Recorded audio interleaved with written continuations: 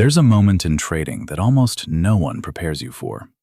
Not the moment you place your first trade, not the moment you make your first profit, not even the moment you take your first loss. It's the moment where you realize that trading isn't hard because of charts. It's hard because of you. This is the phase where confidence slowly erodes, where excitement turns into exhaustion, where you start asking questions that don't have easy answers. And if you're in that phase right now, where nothing seems to work no matter how hard you try, this isn't a warning sign. It's a checkpoint. Because every trader who eventually becomes consistent passes through a very specific stretch of pain. A phase where results don't match effort, where discipline feels fragile, where the market feels personal. Most people quit here, not because they lack ambition, not because they're lazy, but because nobody tells them this part is mandatory. I've walked through it myself. I've watched countless traders walk through it, and I've seen what separates the ones who make it from the ones who disappear. So let's talk about the phase nobody markets, the phase nobody brags about, the phase that quietly decides who stays and who fades out. Early in my trading journey, that didn't make sense at the time, but years later, it explains everything. I had just blown another account. Not in a dramatic way, no revenge trading spiral, just a slow bleed of small mistakes, hesitation, and emotional decisions that added up. I felt embarrassed, confused, and honestly, defeated. I started explaining my logic, my entries, my strategy. I wanted reassurance that I was close, and he stopped me mid-sentence. He said, "Every trader goes through 3 phases. The excitement phase, the painful phase, and the profitable phase. Most never survive the second one." Nodded, but I didn't truly understand. The excitement phase is where trading feels magical. Charts look clean, patterns feel obvious. A few wins convince you that you're different, that maybe you figured something out faster than most. Then the losses start landing differently, not just on your account, but on your confidence. You start questioning every decision. You hesitate. You overthink. You feel pressure to perform. That's when the painful phase begins. This is the phase where trading stops being about potential and starts being about exposure. I remember named Lucas. He came into trading confident, structured, and disciplined in his personal life. The type of person who succeeds at most things he touches. Everyone expected him to do well quickly. He didn't. For months, trading humbled him relentlessly.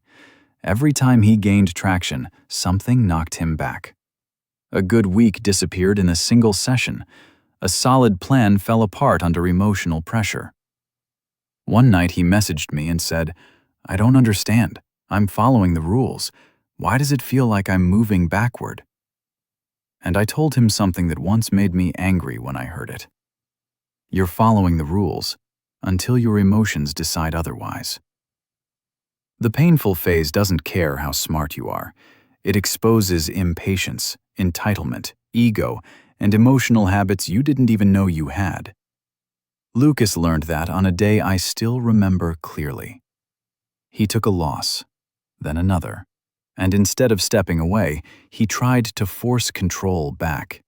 He chased trades that weren't there. He increased size. He ignored his own plan. By the time he stopped, half his account was gone. When he called me, his voice wasn't angry, it was empty. That's when he asked the question everyone asks in this phase. Why does nobody talk about this part? Because this part doesn't look good online. It's not inspiring. It's not glamorous. Nobody posts screenshots of doubt. Nobody celebrates restraint. Nobody shares the nights where quitting feels logical. But those nights build traders. Another trader I worked with was Andre. He didn't get into trading for status or excitement. He wanted stability, freedom, time with his family. And trading tested him harder than anything he'd done before. Andre had a pattern. Every time he learned something new, he thought he found the missing piece, a new setup, a new tool, a new idea. He'd win just enough to believe, and then lose even more. One week, he followed his plan perfectly and made steady gains. He felt relieved, hopeful. The next week, it all disappeared. He called me and said, "I think something's wrong with me. I work hard and nothing sticks." And I told him the truth that most traders resist. You're not failing. You're paying tuition. Early traders don't just pay with money. They pay with frustration, with humility, with patience they didn't know they lacked. To trade, you learn who you are under pressure. Here's something most traders don't realize until much later. Profitability doesn't arrive when your strategy improves. It arrives when your emotional behavior stops sabotaging you.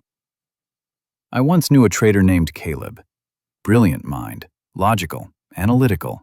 Patterns made sense to him immediately.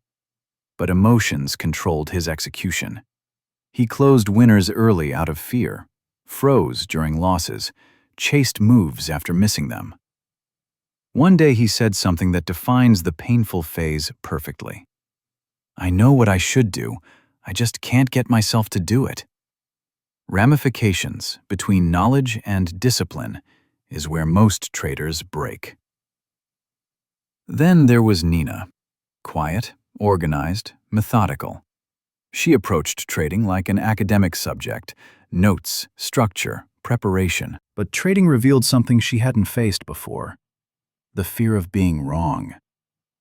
She held losing trades not because she believed in them, but because closing them felt like admitting failure. One trade spiraled far beyond what it should have. Afterward, she messaged me and said, "I didn't know I avoided discomfort this much." Trading doesn't just challenge your skills, it challenges your identity. I'll share something personal. There was a moment early on where I destroyed an account for no technical reason. No strategy failure, no lack of knowledge, just emotion. When I explained the trade, my mentor asked one question that cut deeper than any loss. "Why did you take that trade emotionally?" And the answer wasn't logical. I was impatient. I wanted a win. I felt entitled to one. That's when I learned something crucial. Most trades aren't taken because of opportunity. They're taken to escape discomfort. That realization hurts, but it changes everything. Another trader, confidence swings. A good week made him careless, a bad week punished him for it. After one brutal loss, he said, "It feels like trading punishes me for feeling good." And the truth was simpler. It punishes forgetting discipline when emotions rise. Comparison breaks a lot of traders too. Evan constantly measured himself against others. Other people's wins made his losses feel heavier. One night he messaged me, convinced he wasn't built for this. And I told him, "You never see the painful phase online. You only see the results of surviving it. Don't compare your early chapter to someone else's breakthrough." Here's a truth most people don't expect. Every consistent trader has reached a breaking point. Not because of money, but because trading forced them to confront themselves. If you're there now, that's not a failure signal. That's a transformation signal. There's also the plateau, the quiet, frustrating part of the painful phase. You're not losing badly, but you're not improving either. This is where most people quit. But this is where discipline forms, where emotional reactions soften, where patience becomes natural. And then, quietly, something shifts. You don't panic as much. You don't chase. You don't feel rushed. And you realize you're not the same trader anymore.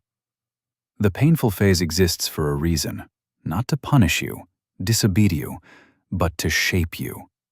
It turns trading from a desire into a discipline, from excitement into endurance, from ambition into identity. So if you feel discouraged, if you feel stuck, if you feel like nothing is changing, you're not failing.